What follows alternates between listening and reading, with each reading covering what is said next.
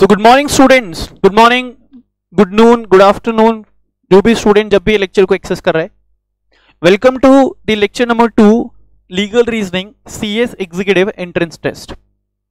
In the last session or in the last lecture, we started with the discussion on the Constitution of India. If you remember, this will be our lecture number 2, and in continuation to our last lecture on Constitution of India, okay, we will be discussing the leftover portion. We will be discussing the leftover portion under the Constitution of India for your CS EET syllabus, legal reasoning syllabus. ठीक है जी बच्चों. हाँ जी sir. तो बेटा last class में अपन ने हिस्टोरिकल बैकग्राउंड चेक किया था कॉन्स्टिट्यूशन ऑफ इंडिया का. ठीक है, लास्ट क्लास में हम लोगों ने पढ़ा था कॉन्स्टिट्यूशन ऑफ इंडिया का meaning, then when the constitution of India has came into enforcement. ठीक है, then who has introduced the constitution of India, who has drafted the constitution of India. Then हम लोगों ने डिस्कस किया था that whether the constitution, preamble discuss किया था. Yes, preamble भी डिस्कस किया था, बिल्कुल सही है. As well as we have discussed that whether the constitution of India is federal in nature और यूनिटरी इन नेचर. ठीक है, हम लोगों ने कैरेक्टरिस्टिक्स चेक किया था फेडरल कॉन्स्टिट्यूशन का as well as unitary nature of constitution का. And after going through the features of both federal as well as unitary, we came to the conclusion that as far as Indian Constitution is concerned, it is both federal and unitary in nature. Up to certain extent it is federal in nature, as well as for the leftover part, up to certain extent it is federal, as well as for the leftover part it has some unitary features.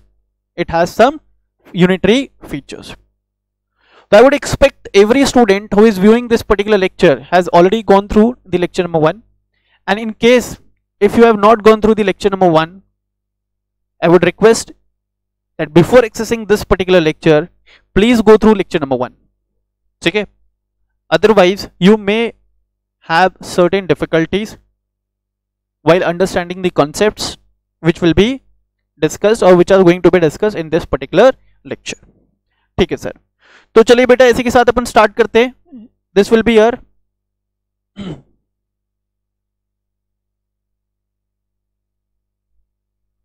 B your lecture number 2, and from this lecture onward for the constitution of India we will be strictly referring your ICSI material.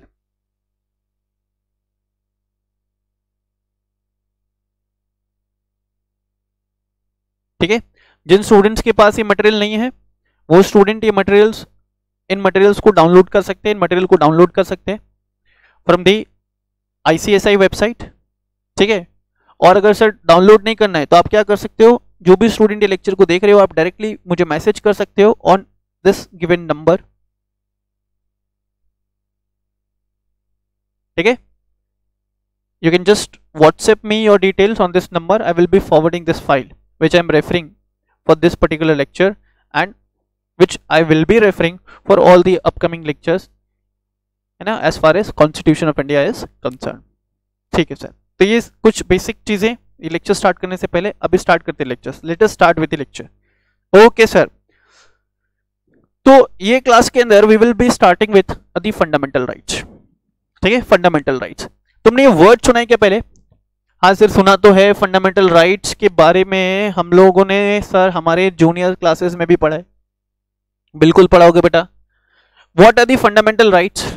What is the fundamental right? तो fundamental rights are the rights, बोलो, fundamental rights are the rights, बोलने का मेरे पीछे. Fundamental rights are the rights given to the citizen of India or conferred upon the citizens of India or any other person by the Constitution of India. Fundamental rights का मतलब sir वो सभी rights जो एक citizen of India को दिया गया है by the constitution of India.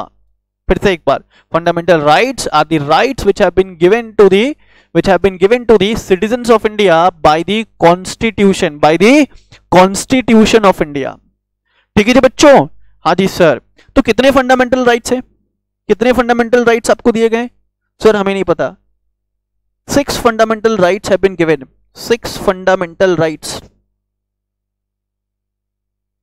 have been given to us by our constitution. ठीक है, right to equality, right to freedom, right against exploitation, right to freedom of religion, then cultural and educational rights, as well as right to constitutional remedies. कितने?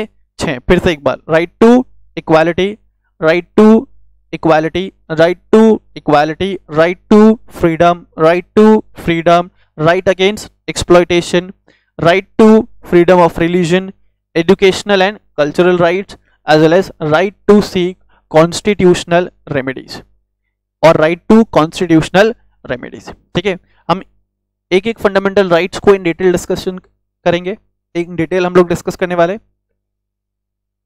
ध्यान देना यहाँ पे. The Constitution seeks to secure, the Constitution seeks to makes an attempt to secure to the people liberty, freedom of thought, expression, belief, faith and worship, along with the equality of status and opportunity and fraternity, assuring the dignity of the individual. क्या मतलब है sir? यहाँ पे बोला गया that Constitution is making an effort, the Constitution of India is making an effort to secure its people, liberty, freedom of thought and expression, freedom of belief. They can believe anything they want to, faith and worship, they can preach and practice. Okay, they can preach and practice any religion, they can worship any god, then they all will be enjoying equality of status, irrespective of their caste, creed, religion or sex, as well as opportunity and of an opportunity, equality of status and opportunity. They all will be given the same opportunity, every citizen of India will be equal, will be treated equal in the eyes of the law, and they all will be given equal opportunity to succeed in the different spheres of their life, as well as to promote fraternity. बेटा fraternity का मतलब बताया था last class के अंदर. fraternity का मतलब क्या होता है? म्यूचुअल कोऑपरेशन, और हिंदी में बोलो तो भाईचारा, yes. And fraternity thus assuring the dignity of the individuals. And with this objectives, the fundamental rights are included, NVSEC का मतलब included in part 3rd of the Constitution. Part 3rd of the Constitution guarantees 6 categories of fundamental rights. Part 3rd of the Constitution guarantees 6 categories of the fundamental rights. सबसे पहला है right to equality. Right to equality आपको cover किया गया है under article number 14 to article number 18. Right to equality आपको cover किया गया बेटे आर्टिकल नंबर 14 से आर्टिकल नंबर 18 तक. सर आपने बताया था कि लास्ट क्लास में कॉन्स्टिट्यूशन ऑफ इंडिया में कितने आर्टिकल्स है? When it was introduce it contained 395 articles if you remember. और हम लोग अगर आज की बात करें तो as of now constitution of India contains 448 articles. ठीक है बच्चों? हाँ जी सर. कोई अगर तुमसे क्वेश्चन पूछता है कि कॉन्स्टिट्यूशन ऑफ इंडिया में कितने आर्टिकल्स हैं आज के टाइम में, योर आंसर विल बी 448. और अगर कोई तुमसे क्वेश्चन पूछता है कि कॉन्स्टिट्यूशन ऑफ इंडिया में कितने आर्टिकल्स थे, तो your answer will be 395 articles. Is it clear बच्चों? हाँ जी सर. तो right to equality is being covered under article number 14 to article number 18. Then right to freedom is being covered from article number 19 to article number 22. Right against the exploitation is being covered under article number 23 and article number 24. Right to freedom of religion covered है आपको article number 25 से लेकर के 28 में. Cultural and educational rights आपको cover किया गया है आर्टिकल नंबर 29 एंड 30 में, as well as right to constitutional remedies आपको कवर किया गया है आर्टिकल नंबर 32 में. सर ये राइट्स एक्सप्लेन तो करो बेटा. एक्सप्लेन करूंगा, इन डिटेल डिस्कशन करूंगा मैं. एक बार आपको हेडिंग याद रखना है, ठीक है? आपको 6 हेडिंग याद रखना है, 6 फंडामेंटल राइट्स याद रखना है. चलो एक बार इसी के साथ मेरे साथ रिपीट करोगे. फंडामेंटल राइट्स, राइट टू बोलने का, right to equality, right to equality, right to freedom, right to freedom, right against the exploitation, then right to freedom of religion, right to freedom of religion, then educational and cultural rights, educational and cultural rights, as well as right to constitutional remedies. ठीक है, you need to remember all these fundamental rights. ठीक है, not only for the purpose of your examination, not only for the purpose of your examination. ठीक है, okay. So ये clear है, fundamental rights. There are 6 fundamental rights conferred upon us. Who are we? We are the citizen of India. There are 6 fundamental rights conferred upon us by the Constitution of India. However, एक चीज मैं तुमको बता दूं, पहले ये 7 हुआ करते थे. There was one more fundamental rights, right to property, right to property, right to hold the property, which has been removed later on. मैं भी डिस्कस करूंगा उसके बारे में. और एक और चीज, राइट ये जो फंडामेंटल राइट्स है, these fundamental rights have been given to us, these fundamental rights have been given to us with certain restrictions, with certain restrictions. जैसे अभी तुमने पढ़ा फ्रीडम ऑफ स्पीच, ठीक है, या है ना, freedom of speech, right to freedom में आता है फ्रीडम ऑफ स्पीच. तो तुम किसी को भी कुछ भी नहीं बोल सकते, ठीक है, तुम किसी को भी कुछ भी नहीं बोल सकते. Freedom of speech you can exercise, but certain restrictions have been imposed, certain restrictions have been imposed. Is it clear? So these fundamental rights are not absolute, these fundamental rights are not absolute. ठीक है, it will come with certain, or it comes with certain restrictions being imposed upon us. It will come with certain restrictions imposed upon us by the Constitution of India. ठीक है sir. Next आ जाओ, previously the right to property मैंने discuss किया था, under article number 31 was also guaranteed as a fundamental rights, but later on it has been removed by the 44th constitutional amendment act 1978. ठीक है, now right to property is not a fundamental right, it is only a legal right. ठीक है, you now right to property is not a fundamental right. Properties के ऊपर आपको legal rights मिल सकता है, properties के ऊपर आपको सिर्फ लीगल राइट्स मिल सकता है रादर देन फंडामेंटल राइट्स. तो राइट टू प्रॉपर्टी करके कोई भी फंडामेंटल राइट्स अब एग्जिस्ट नहीं करता है. राइट टू प्रॉपर्टी करके कोई भी फंडामेंटल राइट्स अब एग्जिस्ट नहीं करता है. ठीक है जी बच्चों. हाँ जी sir. Apart from this article 12 and 13 deals with the definition of state. बहुत इंपॉर्टेंट डेफिनेशन है, मैं डिस्कस करूंगा. It deals with the definition of state and law respectively. अब तुम समझो ये स्टेट का मतलब, स्टेट का डेफिनेशन क्यों दिया हुआ है. इन जनरल अभी डिस्कस करते हैं, लेटर ऑन इन डिटेल में डिस्कस करूंगा. यहां पे स्टेट का मतलब है बेटा कोई भी अथॉरिटी. स्टेट का मतलब क्या है, यहां पे स्टेट का मतलब है कोई भी अथॉरिटी. तो ध्यान देना, यहां पे स्टेट का मतलब क्या है, यहां पे स्टेट का मतलब कोई भी authority. That authority can either be central government, that authority can either be state government और एनी अदर लोकल अथॉरिटी. ठीक है, अथॉरिटी नाम से जो भी तुमको याद आता है, ठीक है, अथॉरिटी शब्द से तुमको जो भी टर्म्स याद आता है, चाहे वो सेंट्रल गवर्नमेंट है, लोकल गवर्नमेंट है, कोई भी अथॉरिटी, कोई भी लोकल लेवल अथॉरिटी हो, लेट्स से म्युनिसिपल कॉर्पोरेशन. ठीक है, they all will fall under the definition of state. फिर सर एक क्वेश्चन यहाँ पे अराइज हुआ कि स्टेट टर्म को क्यों डिफाइन किया गया, स्टेट टर्म्स को क्यों डिफाइन किया गया, स्टेट टर्म को क्यों डिफाइन किया सर. ध्यान देना, यहां पे हमने अभी पढ़ा that fundamental gives us certain fundamental rights, sorry constitution gives us certain fundamental rights, है ना बच्चों. Constitution gives us 6 fundamental rights. ठीक है, being a citizen of India. अब who will ensure that we are able to exercise our fundamental rights? Who will ensure this? ये कौन ensure करेगा that every citizen of India is enjoying or is able to enjoy their fundamental rights as given to them by the Constitution? Who will ensure this?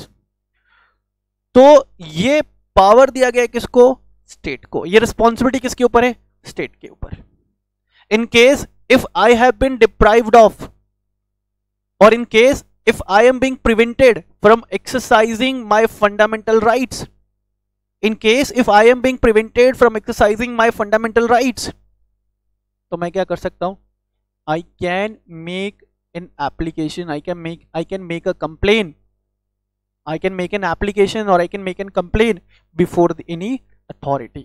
मान लो कि fundamental rights में है आपको right to freedom, fundamental rights में आपको है right to freedom. अब मान लो कि मुझे एक जगह बंधक बना के रख दिया गया है, मुझे एक रूम में लॉक कर दिया गया है, ठीक है। कुछ लोगों ने मेरे को एक जगह से कलेक्ट किया, सर आप कोई गुड्स हो क्या? नहीं, although I am not a goods, तो मुझे कलेक्ट किया और मुझे एक जगह ले आकर के लॉक कर दिया। मैंने पूछा कि मेरी गलती क्या है, वो मेरे को मेरी गलती भी नहीं डिफाइन कर रहे। एक रूम में बंद कमरे में उन्होंने मेरे को लॉक कर दिया और बोला कि तुम यहीं पे सड़ोगे नेक्स्ट 2 महीने तक, तुम ऐसे ही रहने वाले हो। मैं उनसे पूछता हूं, अरे भाई मेरी गलती तो बता दो। अरे कोई गलती नहीं है, हमें तुम्हारी शक्ल पसंद नहीं आई, हम नहीं चाहते कि तुम सड़कों पे खुले घूमो। अरे तो यहां पे without any cause I have been detained, without any adequate reason I have been detained, my fundamental rights are being violated, my fundamental rights are being violated. मैं किसके पास जाऊं? मैं अपना रोना किसके पास जाकर के गाऊं? तो मैं अपना रोना जाकर के गा सकता हूं before any authority. I can file a complain before any authority to seek the remedy, to get the remedy available under law. तो स्टेट का डेफिनेशन क्यों इंपॉर्टेंट है बेटा?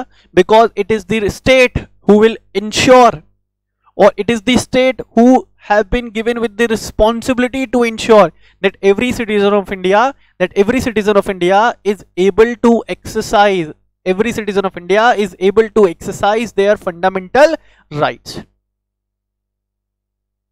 ठीक है बच्चों? हाँ जी sir. Apart from this article 12 and 13 deals with the definition of state and law respectively। law का definition मैं check करूंगा। Article 33 to 35 deals with the general provisions relating to the fundamental rights। अगर लॉ का definition तुमको check करें तो law का मतलब होता है, इन जनरल लॉ का मतलब होता है कोई भी सेट ऑफ रूल्स जो कि बनाए गए हैं to regulate the conduct of society, कोई भी सेट ऑफ रूल्स जो बनाए गए हैं to regulate the conduct of society. ठीक है जी बच्चों? हाँ जी सर। अब आगे आ जाओ। आगे कहां सर? अरे आगे वाले पैराग्राफ पे क्या बात कर रहे हो यार, ध्यान देना यहाँ पे। No fundamental rights in India is absolute, बताया था सर ने? हाँ जी। They will come with certain restriction, they can come with reasonable restrictions, ठीक है। And reasonable restrictions can be imposed in the interest of the state by valid legislation, by making valid law. Legislation का मतलब क्या हो रहा है बेटा? Law. And in such case the court normally would respect the legislative policy behind the same. तो कोई तुमसे पूछता है कि क्या fundamental rights, whether the fundamental right given is absolute in nature, answer would be no. Otherwise देखो, अगर absolute होता ना तो otherwise you will be allowed, otherwise you will be allowed to roam here and there at any time. अभी रात को तुम 12 बजे 1 बजे 2 बजे अगर घर से बाहर निकलो तो there will be some authority to inquire कि भाई कहां जा रहे हो इतनी रात को, क्या करने के लिए जा रहे हो इतनी रात को। तुम बोलोगे मेरी मर्जी, I have been given with the fundamental right, right to freedom. तुम उसको ज्ञान बांटने लग जाओगे सामने वाले अथॉरिटी को, सामने वाला अथॉरिटी मतलब पुलिस। यहाँ पे तुम पुलिस को ज्ञान बांटने लग जाओगे कि मेरी मर्जी, मेरे को सर ने क्लास में पढ़ाया था, I have right to freedom, मैं कभी भी कहीं भी घूम सकता हूं। पुलिस वाला तुमको बोलेगा हाँ बेटे तुम्हारे सर ने ऐसा पढ़ाया था, लेकिन तुम्हारे सर ने ऐसा भी पढ़ाया होगा कि these rights are given with certain reasonable restrictions। फिर तुमको ऐसा रिकॉल होगा, हाँ साला सर ने तो ये भी बोला था बे। तो अपने फ्रेंड को बोले कि सर ने तो ये भी बोला था। It comes with reasonable restrictions, it comes with reasonable restrictions। Let's say you have right to speak, right to speech, right to express yourself, but that should not be abusive, that should not be abusive. Otherwise तुम सड़क पे जा रहे हो, तुम्हारे सामने भी तुम्हारे पास में कोई बंदा निकल रहा है, उसको गालियां दे मारा, कोई लड़की निकल रही है उसको कमेंट दे मारा, ठीक है, वो तुमको पूछता है कि काय अब्यूज क्या रे, तुम बोलते हो कि मेरी मर्जी, I have been given with the fundamental right, right to speech, right to express. तो सामने वाला पर्सन तुम्हें चाटा रख सकता है, तुम्हारी पिटाई कर सकता है और बोल सकता है कि सुन बे, although you have given with the fundamental rights, but those fundamental rights are conferred upon you, are given to you with reasonable restrictions, ठीक है, they have been given with certain reasonable restrictions, ठीक है जी, हाँ जी sir. तो from the point of view of persons to whom the rights are available, the fundamental rights are classified as follows। मैंने आपको बोला कि बेसिकली जो सिटीजन्स ऑफ इंडिया है उनको सारे फंडामेंटल राइट्स है। However, fundamental rights are also available to other persons. Other persons का मतलब who are not the citizens of India. Certain fundamental rights. यहाँ पे ना दो कैटेगरी में बांट दोगे, सिटीजन ऑफ इंडिया है सारे fundamental rights, citizen of India नहीं है तो कुछ फंडामेंटल राइट्स उनको भी दिए गए, कुछ फंडामेंटल राइट्स उनको भी दिए गए हैं to all such persons who are not the citizen of India. For example मेरा ना एक फ्रेंड है डेविड, वो ऑस्ट्रेलिया से इंडिया आया, जिस दिन इंडिया आया ना ऑस्ट्रेलिया से, उसी दिन एयरपोर्ट पे किसी ने उसका बैग चुरा लिया, किसी ने उसका फोन भी चुरा लिया, ठीक है, बैग चुरा लिया, फोन चुरा लिया, थोड़ा सा आगे बढ़ा किसी ने उसकी पिटाई भी कर दी। अब वो क्या करेगा बताओ मुझे? सर वो ना नियरेस्ट पुलिस स्टेशन पे जाएगा टू सीक द रेमेडी। देखो फंडामेंटल राइट है आपका टू सीक द रेमेडी, बात समझ में आ रहा है क्या? he can also go to the nearest police station, तो ये राइट उसको भी अवेलेबल है even though he is not a citizen of India। तो सर अपन ऐसा बोल सकते हैं क्या बेटे, that fundamental rights are available to all the citizens of India? yes बोल सकते हैं बेटे। however certain fundamental rights can also be made available, certain fundamental rights are also available to such persons who are not the citizens of India, ठीक है बच्चों? हाँ जी sir. Then article 15, 16, 19 and 30 are guaranteed only to citizen. Article 14, 20, 21, 22, 23, 25, 27, 28 are available to any person on the soil of India, जो India में है, चाहे वो सिटीजन है या नहीं है, ठीक है। मैं जब आर्टिकल्स में आऊंगा तो मैं डिस्कस करूंगा इन सब पे। And the rights guaranteed by the article 15, 17, 18, 20, 24 are absolute limitations upon the legislative power। बेटा ये आर्टिकल जब डिस्कस करेंगे there we will refer the provisions, ठीक है। अब आ जाओगे, देखो स्टेट का डेफिनेशन ऑफ स्टेट। सर आपने तो बताया था स्टेट का मतलब क्या था बेटे, स्टेट के डेफिनेशन में क्या इंक्लूड किया था सर ने? All the authorities. क्या रिस्पॉन्सिबिलिटीज दी गई है स्टेट के ऊपर? तो सर स्टेट के ऊपर रिस्पॉन्सिबिलिटीज है to ensure that every citizen of India is able to exercise the fundamental rights given to them by the Constitution of India। Is it clear? तो देखो स्टेट में कौन कौन आ गया? Government and parliament of India. It is the responsibility of government and parliament of India that every citizen of India are enjoying their fundamental rights and they are not being prevented to exercise their fundamental rights। The government and the legislature of each state, all the local or other authorities which are established within the territory of India, all the authorities। तो देखो to sum up, तुम तो ऐसा याद करने का, central government आ गया, हाँ सर, और स्टेट गवर्नमेंट आ गया, हाँ सर, ठीक है। देन लोकसभा, राज्यसभा, विधानसभा आ गया, लोकसभा, राज्यसभा, विधानसभा आ गया, हाँ सर। और फिर कोई भी local authority, any local public authority, ठीक है। अजमेर में अपन को है TPADNL, whether it will fall under the definition of state, my answer will be yes। एक अथॉरिटी अपन को NHAI, national highway authority of India, whether it will fall under the definition, yes। कोई भी local authority, municipal corporation of Ajmer, yes, ठीक है। And they have been given with the responsibility to ensure क्या, yes, enjoyment of fundamental rights. बेटा ये तुम नहीं पढ़ना, इसको छोड़ देना। क्लियर है? हाँ जी सर। अब आ जाओगे justifiability of fundamental rights, justification behind giving the fundamental rights. बहुत इंपॉर्टेंट है बेटा, जिंदगी बदलने वाला कंसेप्ट है, लाइफ चेंजिंग कंसेप्ट है। ठीक है, ये कंसेप्ट पहले पढ़ने से पहले का तुम्हारा लाइफ और ये कंसेप्ट को पढ़ने के बाद का तुम्हारा लाइफ देखना, you will see a great difference, you will see a great difference in yourself. So सच में ऐसा होने वाला है, बिल्कुल होगा बेटा, अभी जादू होने वाला है, ध्यान देना। Article 13 gives teeth to the fundamental rights. भारी इंग्लिश है sir, give teeth to the fundamental rights मतलब article 13 gives powers to the fundamental rights.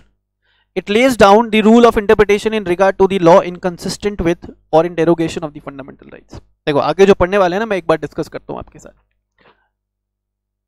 मैंने आपको बोला that being a citizen of India you have been given with certain fundamental rights by the Constitution of India, है ना, and you will be able to enjoy all the fundamental rights subject to certain reasonable restrictions that may be imposed by the state from time to time. For example, for the time being you all have been locked down,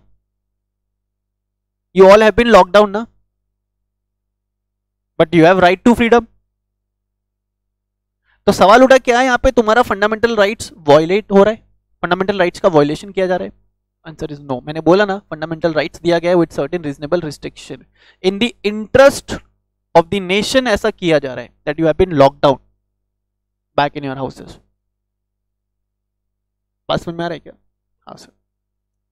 अब यहां बोला गया, देखो constitution of India effect में आया बेटा कब? 26 जनवरी 1950 से। ऐसे पढ़े थे 26 जनवरी 1950 से। अब बोला गया कि 26 जनवरी 1950 के बाद दो एस्पेक्ट, दो सिनेरियो में यहां पे डिस्कस करूंगा। एक तो है 26 जनवरी 1950 से पहले, मैं यहां पे लिख देता हूं पहले, एज वेल एज 26 जनवरी 1950 के बाद। ठीक है, पहले अपन आफ्टर 1950 वाला पर्सपेक्टिव चेक करते हैं। बोला 26 जनवरी 1950 के बाद इंडिया में ऐसा कोई भी लॉ नहीं बन सकता, ऐसा कोई भी प्रोविजंस नहीं बन सकता, ऐसा कोई रूल्स नहीं बन सकता। क्या बोला सर ने? ऐसा कोई लॉ नहीं बनेगा, ऐसा कोई प्रोविजन नहीं बनेगा, ऐसा कोई रूल्स नहीं बनेगा, ऐसा कोई एक्ट नहीं बन सकता। ठीक है, which is in contradiction to the fundamental rights, which is in the contradiction to the fundamental rights, or which prevent a person from exercising the fundamental rights। India में ऐसा कोई भी लॉ नहीं बन सकता, ऐसा कोई एक्ट नहीं बन सकता जो उसके सिटीजन्स को रोके, प्रिवेंट करे from exercising there fundamental rights. Sir अगर बना ना तो मान लिया जाएगा कि ऐसा कोई लॉ है ही नहीं, it will not have any effect. In case अगर ऐसा हो भी गया, पहली बात तो हो नहीं सकता, और अगर हो भी गया तो it will not have any effect. बात समझ में आ रहा है क्या? It won't have any effect. अच्छा सर आप बताओ कि अगर ऐसा कोई लॉ जो ऑलरेडी बन चुका है and which is in contradiction to the fundamental rights, जो ऑलरेडी बन चुका है बिफोर 1950। हाँ बेटा, ऐसा कोई लॉ जो ऑलरेडी बन चुका है before 1950 and which are in contradiction, या which were in contradiction to the fundamental rights, या which were in contradiction to the constitution, or which were preventing the citizens of India or any other person from exercising the fundamental rights, तो ऐसे सभी law भी क्या हो जाएंगे 1950 में constitution adoption के बाद? वो सब लॉ भी क्या हो जाएंगे बेटा? इनऑपरेटिव। वो सभी प्रोविजंस क्या हो जाएंगे? इनऑपरेटिव। ठीक है, तो सर आप ऐसा बोलना चाहते हो कि इंडिया में कोई भी ऐसा लॉ नहीं बन सकता, ऐसा कोई प्रोविजंस नहीं बन सकता, ऐसा कोई एक्ट नहीं बन सकता, ऐसा कोई रूल्स नहीं बन सकता which prevent the citizens of India, which prevents the citizens of India from exercising their fundamental rights। हाँ जी बेटे, मैं ऐसा ही बोलना चाहता हूं, और अगर आप ऐसा ही समझ रहे हो इट मीन्स आप सही समझ रहे हो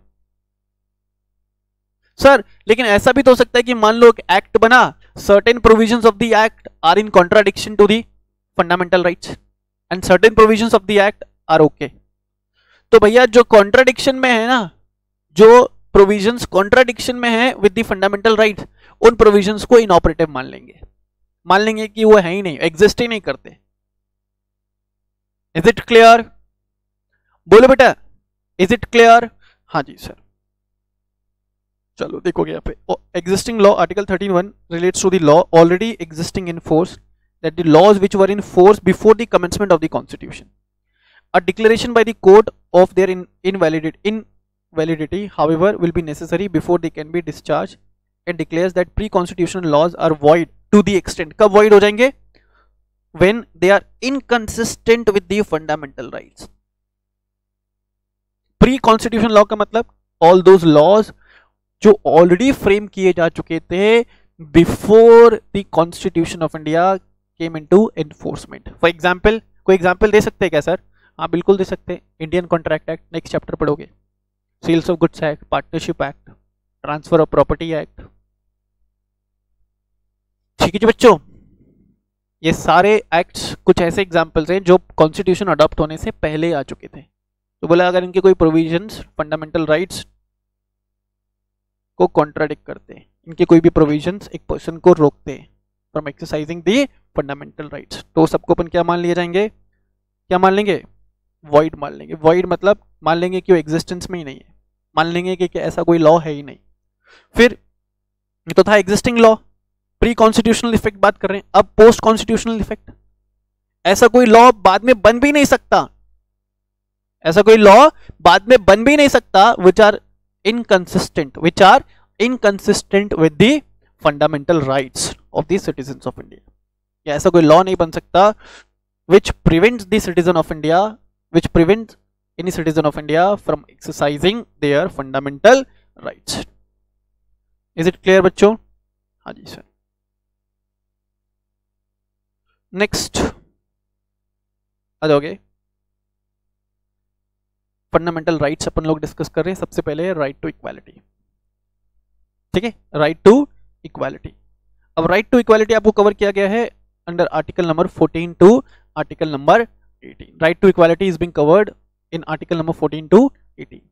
yes, so moving on to the first fundamental right, that is right to equality. Article 14 to 18 of the constitution deals with equality and its various facet और इट्स वेरियस काइंड्स। ठीक है, the general principle finds expression in article 14, particularly applications of this right are dealt within article number 15 and 16. Still more specialized application of equality are found in article number 14, article number 17 and 18। तो अगर मैं बात करूँ ना, तो right to equality आपको समझने के लिए ये 4 आर्टिकल आपको समझना पड़ेगा। ठीक है, 14, 15, 16, 17, 18, सर 4 नहीं 6 हो गया। हाँ 6 आर्टिकल्स आपको समझना पड़ेगा। ठीक है, हाँ जी सर। चलो देखते हैं अब यहाँ पे right to equality. Right to equality में सबसे पहले है आपको equality before law. Equality before law. अब इक्वालिटी बिफोर लॉ का मतलब क्या? इक्वालिटी बिफोर लॉ का मतलब हो गया एवरी citizen या every person is equal। it means every person is equal in the eyes of laws। every person is equal in the eyes of law। ठीक है, right to equality का मतलब क्या है यहाँ पे? every person is equal in the eyes of law। ठीक, हाँ जी sir. Then prohibition of discrimination on the grounds of religion, race, caste, sex or place of birth। No one can be discriminated on the grounds of religion, race, caste, sex, place of birth। ठीक है, every citizen या every citizen of India or every person will be given equal opportunity in the matters of public employment। जो भी कोई भी public employment या government vacancies निकलता है, तो वो गवर्नमेंट वैकेंसीज के लिए everyone can make an application, can represent themselves.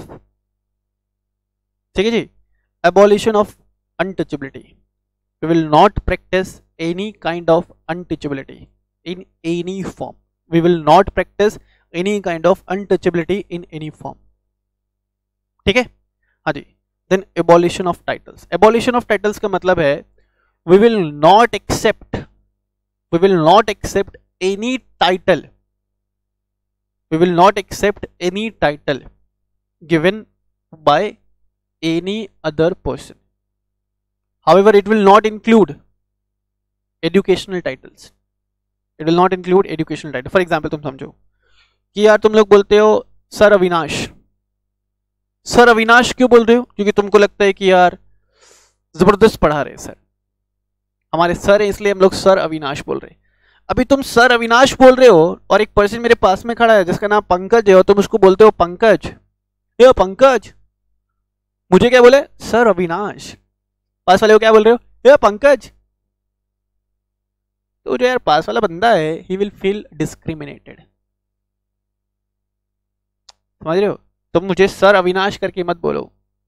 तुमने मुझे टाइटल दिया सर का, मत दो. I cannot accept any title because it will lead to discrimination. It will lead to discrimination. लेकिन तुम बोलते हो CS अविनाश, बोल सकते हो. It will not lead to discrimination because I have earned this title. Educational title है, allowed है. बाकी इन डिटेल अभी अपन डिस्कस करेंगे. Is it clear? हाँ जी सर, ध्यान देना यहाँ पे. सबसे पहले अपन आते हैं equality before the law and equal protection of the laws. Article 14 of the Constitution says that the state shall not deny to any person equality before the law or equal protection of the law within the territory of India. अभी तुम समझो, ये equality before law के दो aspect है. पहला है every person shall be treated equal. Every person shall be treated as equal in the eyes of law. चाहे वो गरीब हो, अमीर हो, सुपर अमीर हो या सुपर गरीब हो, all will be standing at the same level or at the same grounds in the eyes of laws. And everyone can be protected. Everyone can be protected by the laws. Equal protection of the law. Protection under law मैं यहां पर लिख देता हूं. Protection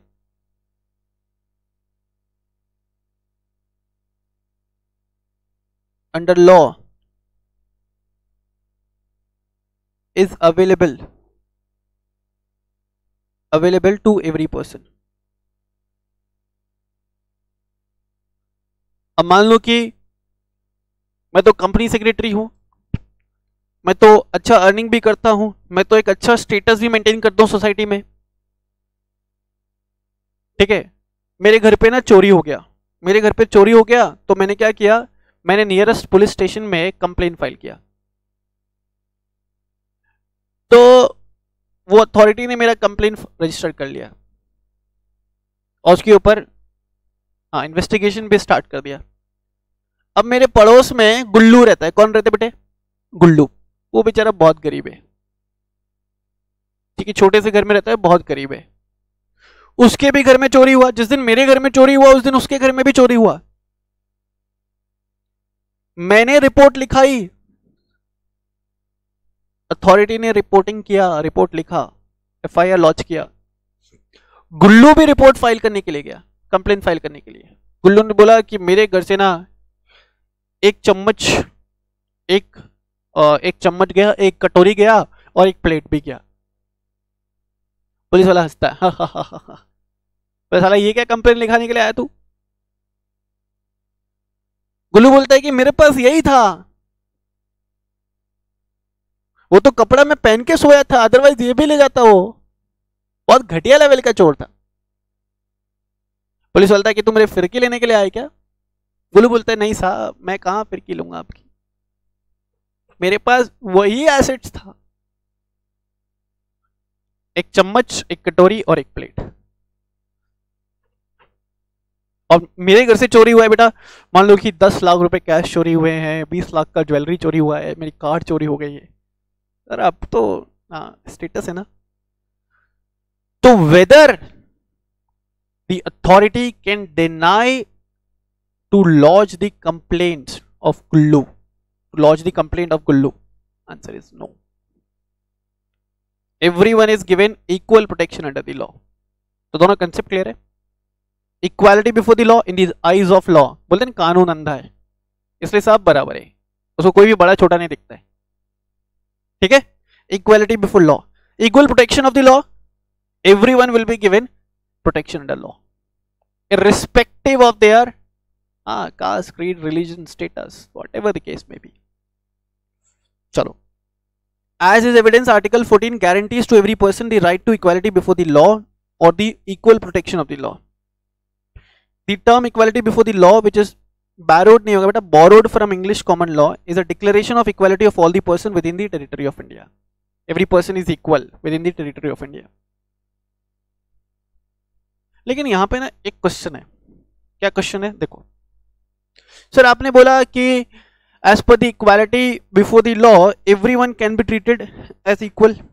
हाँ बेटा, everyone will be treated as equal. तो sir मेरे को ना एक क्वेश्चन आया दिमाग के अंदर, मैंने पूछा क्या बेटे क्या क्वेश्चन है, क्या क्वेश्चन है बेटे? सर अब आप तो कंपनी सेक्रेटरी हो, हाँ मैं कंपनी सेक्रेटरी हूं, और सर हम तो अभी स्टूडेंट है, हाँ बेटा तुम स्टूडेंट हो, तो एज पर द लॉ हम दोनों सेम है क्या? एज पर द लॉ हम लोग सेम है? मैं बोलता हूं कि बेटा ये क्वेश्चन तुमको रेस नहीं करना था, यहाँ पे ये तुम गलत क्वेश्चन पूछ दिए। यहाँ पे as per the law we are same, it means कि अगर मैंने कोई ऑफेंस कमिट किया और तुमने कोई ऑफेंस कमिट किया, both of us will be charged with the same penalty. मान लो मैंने भी मर्डर किया और तुमने भी मर्डर किया, मेरे बात समझ में आ रहा है क्या? मैंने भी किसी का मर्डर किया और तुमने भी किसी का मर्डर किया, सेम ग्राउंड्स हैं, सेम सर्कमस्टांसेस है, तो मेरे को 7 इयर्स का इंप्रिजनमेंट हो रहा है, तुमको भी 7 इयर्स का इंप्रिजनमेंट हो सकता है। ऐसा नहीं है कि तुमको इंप्रिजनमेंट हुआ और मुझे इंप्रिजनमेंट नहीं हुआ क्योंकि मेरे पास पैसा है, मेरे पास पैसा है नहीं, मैं मजाक कर रहा हूं। All these are only an illusionary examples, ठीक है, मेरे पास बिल्कुल भी पैसा नहीं, मजाक कर रहा हूं। Equality before law, everyone is equal in the eyes of law, as well as everyone will be given equal protection under the law. Everyone will be given equal protection under the law. गुल्लू वाला example मत भूलना बेटे। Implying thereby the absence of any special privilege in favor of an individual. किसी को भी special privilege नहीं मिलेगा। Every person, whatever be his rank, चाहे उसका कोई भी ranking हो, कोई भी position हो, they will be subjected to the jurisdiction of ordinary courts. Court किसी को भी प्रोसिक्यूट कर सकता है। Is it clear? The second expression equal protection of the law, ये भी मैंने डिस्कस किया था, which is based on the last clause of the first section 14th amendment to the American Constitution directs the equal protection shall be secured to all the persons within the territorial jurisdiction of the Union in the enjoyment of their rights and privileges without favoritism and discrimination. Everyone will be given equal protection, है ना? Everyone will be given equal protection under the law so that all of them can enjoy their fundamental rights. All of them can enjoy the fundamental rights being given to them. All of them can enjoy the fundamental rights being given to them. मेरे पास भी right to constitutional remedy था, right to remedy था sorry, और गुल्लू के पास भी right to remedy था। तो यहाँ पे जो पुलिस है ना, वो मेरा भी केस को लॉन्च करेगी, मेरे भी केस को फाइल करेगी, प्लस गुल्लू के केस को भी फाइल करेगी, ठीक है। पुलिस अथॉरिटी यहाँ पे कोई भी डिस्क्रिमिनेशन नहीं कर सकती है, और अगर किया तो मान लो पुलिस ने तुम्हारा केस लॉन्च करने से मना कर दिया, गुल्लू का केस लॉन्च करने से मना कर दिया, क्या कर लोगे रे? यहाँ पे the act committed by the authority, police authority, is unconstitutional. That act committed by the authority is unconstitutional. ठीक है जी बच्चों? हाँ जी सर, चलें अब आगे, चलें आर्टिकल नंबर 15। हाँ सर चलिए। Prohibition of discrimination on the grounds of religious etcetera. देखो यहां बोला गया, आर्टिकल नंबर 15 बोलता है कि किसी भी प्रकार का अथॉरिटीज, स्टेट किसी भी प्रकार का कोई भी डिस्क्रिमिनेशन नहीं कर सकता है। स्टेट का मतलब क्या था बच्चों? Authority, central government, state government, कोई भी म्युनिसिपल अथॉरिटी। हाँ, बोला स्टेट किसी भी प्रकार का कोई भी डिस्क्रिमिनेशन नहीं कर सकता है on the basis of religion, race, caste, sex, place of birth और any of them. No discrimination is allowed on the basis of religion, race, caste, sex, place of birth और एनी ऑफ देम। बात समझ में आ रहा है क्या? No form of discrimination can be made. Sir question है, क्या क्वेश्चन है सर? हमको एक क्वेश्चन आया दिमाग के अंदर। मेरा ना एक फ्रेंड है सर, रोहित। मैंने ठीक है बोलो। एक तो मेरा फ्रेंड है सर रोहित, और एक है मेरा फ्रेंड राम। अच्छी बात है सर। रोहित जो है बाय क्वालिफिकेशन एक चार्टर्ड अकाउंटेंट है, और राम जो है उसने सिर्फ एक बीकॉम किया है, उसने सिर्फ बीकॉम किया है। दोनों ने ना ए लिमिटेड में सर जॉब के लिए अप्लाई किया था। इसको तो अच्छे रैंकिंग्स वाला जॉब मिला और इसको सिर्फ क्लर्क का जॉब मिला, तो सर हो गया डिस्क्रिमिनेशन। आपने तो अभी बोला सर कि कोई भी डिस्क्रिमिनेशन नहीं हो सकता है एज पर आर्टिकल 15। बेटा ये डिस्क्रिमिनेशन नहीं है, it will not be considered as discrimination. It will not be considered as discrimination. Is it clear? Is it clear? It will not be treated as, यहाँ पे कोई डिस्क्रिमिनेशन नहीं है।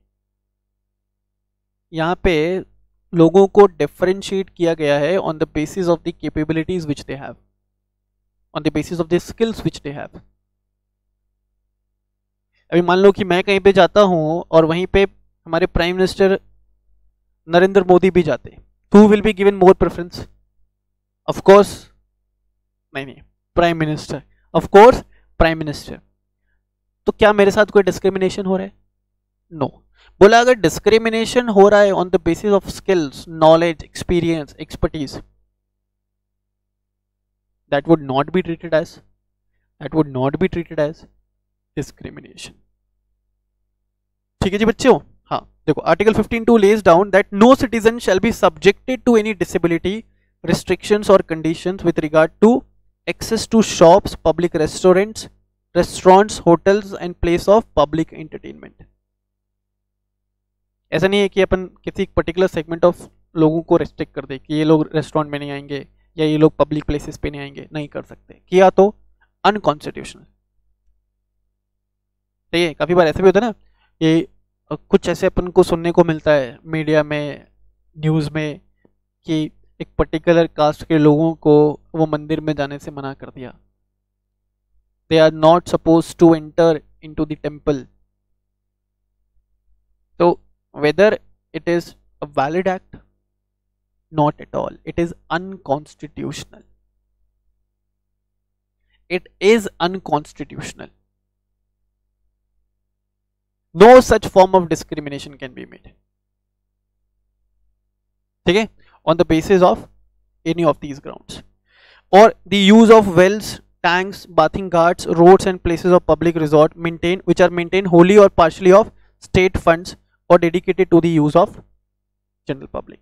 बोला state fund से मतलब authorities के fund से अगर कोई भी well, tank, bathing ghats, road या places of public resort maintain किया जा रहा है, तो वहां पे किसी भी प्रकार का डिस्क्रिमिनेशन नहीं हो सकता है। अब मान लो कि मेरे घर में ना एक प्राइवेट गार्डन है, मेरा एक गार्डन है, और वो गार्डन में सिर्फ मेरे फैमिली मेंबर्स अलाउड है और मेरे क्लोज रिलेटिव्स अलाउड है। Any outsiders are not allowed. क्या मैं डिस्क्रिमिनेशन कर रहा हूं? क्या मैं डिस्क्रिमिनेशन कर रहा हूं? नहीं, that would not be considered as discrimination. हाँ, मेरे घर के पास में एक गार्डन है which is maintained by Ajmer Municipal Corporation, which is developed and maintained by Ajmer Municipal Corporation. मैं और मेरे फैमिली मेंबर्स क्या करते हैं, सुबह सुबह वो गार्डन के अंदर चले जाते हैं और रात तक वहीं रहते हैं और किसी और को एंट्री नहीं करने देते। बहुत गंदे लोग हैं हम लोग, किसी और को एंट्री करने ही नहीं देते। It is discrimination. We cannot do so because वो जो गार्डन है वो हमारा प्राइवेट गार्डन नहीं है ना, it is maintained out of the state funds. If anything is maintained out of the state funds तो वो प्लेसेस पे कोई भी डिस्क्रिमिनेशन नहीं हो सकता है। मान लो कि कोई गवर्नमेंट स्कूल्स है या गवर्नमेंट कॉलेजेस है। अब गवर्नमेंट कॉलेज ने नोटिफिकेशन निकाला कि एक पर्टिकुलर कम्युनिटी के लोगों को एडमिशन नहीं देंगे, अनकॉन्स्टिट्यूशनल है। लेकिन एक प्राइवेट स्कूल है, मान लो अपने अजमेर में है MPS school being managed by Maheshwari Trust, and if they decide that they will not entertain the admission of any student who is outside the Maheshwari group या who is not a Maheshwari, whether it is discrimination? No, private school है ना। अगर वो private school को state funds दे रहा है, कोई भी अथॉरिटी फंडिंग कर रहा है, तब वो डिस्क्रिमिनेशन नहीं कर पाएगा। मेरा बात समझ में आ रहा है क्या? मेरा कहने का मतलब है कि पब्लिक रिसोर्सेस पे या पब्लिक प्रॉपर्टी के रिस्पेक्ट में किसी भी प्रकार का कोई भी डिस्क्रिमिनेशन नहीं किया जा सकता है, और अगर किया तो दैट वुड बी अनकॉन्स्टिट्यूशनल। मेरा बात समझ में आ रहा है क्या? मेरा बात समझ में आ रहा है? हाँ जी सर। सर आपने तो बोला कि कोई डिस्क्रिमिनेशन नहीं हो सकता, बिल्कुल मैं बोला। तो सर ऐसे जब गवर्नमेंट जॉब्स वगैरह निकलता है तो फिर ऐसे तो रिजर्वेशन मिलता है कुछ लोगों को जो इकोनॉमिकली या सोशली बैकवर्ड कैटेगरीज ऑफ लोग हैं, as defined under constitution, they are given with the privileges. Reservation का कंसेप्ट है सर, तो रिजर्वेशन अलाउड है, उसका मैं कुछ नहीं कर सकता। कॉन्स्टिट्यूशन में ऐसा लिखा हुआ है, देखो क्या लिखा है। Article 15(1) and 15(2) under Article 15(3), the state can make special provisions for women and children.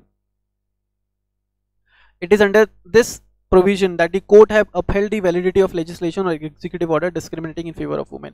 अगर तुम लोग कभी इंडियन रेलवेज में ट्रैवल करो तो तुम देखोगे इंडियन रेलवेज में ना एक सेपरेट, हाँ ऐसा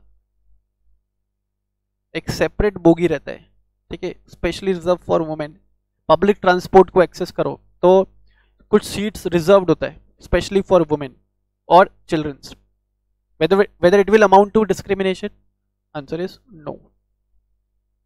बोला स्टेट चाहे तो रीजनेबल ग्राउंड्स पे डिस्क्रिमिनेट कर सकता है, डिस्क्रिमिनेट नहीं कर सकता, अलग कर सकता है। That will not be treated as discrimination. Article 15(4) permits the state to make special provision for the advancement of, देखो लिखा ना, socially and educationally backward classes of citizens, scheduled caste, SC and ST। Article allow करता है authority को कि इनके लोगों के लिए स्पेशल प्रोविजन बनाया जा सकता है, इन लोगों के लिए स्पेशल प्रोविजंस बनाया जा सकता है। और अगर स्पेशल प्रोविजंस बनाया गया इनके लिए, that would not B considered as that will not be considered as or that will not be treated as discrimination. Is it clear? Clear sir? हाँ जी। नेक्स्ट यहाँ पे वही सब चीजें हैं, अगर आप पढ़ोगे विल कम टू नो, ठीक है। तो कंक्लूजन क्या निकलता है आर्टिकल 15 का? आर्टिकल 15 का कंक्लूजन निकलता है कि that no sort of discrimination can be made on the basis of religion, race, caste, sex, place of birth or any of them.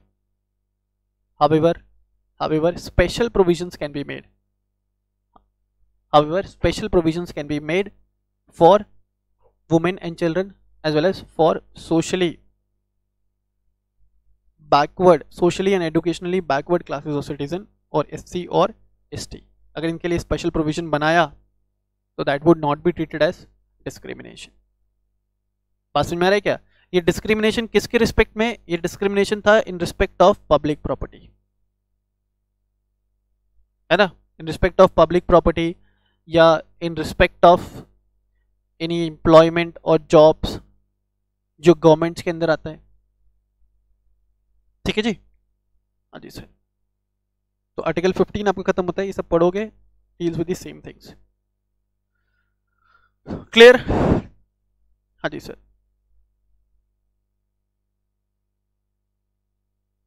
Now left over section, left over part will discuss in the next class. तो I would expect कि यहाँ तक आप पढ़ेंगे before coming into the next class. ठीक है बच्चों, so that's all for today's class.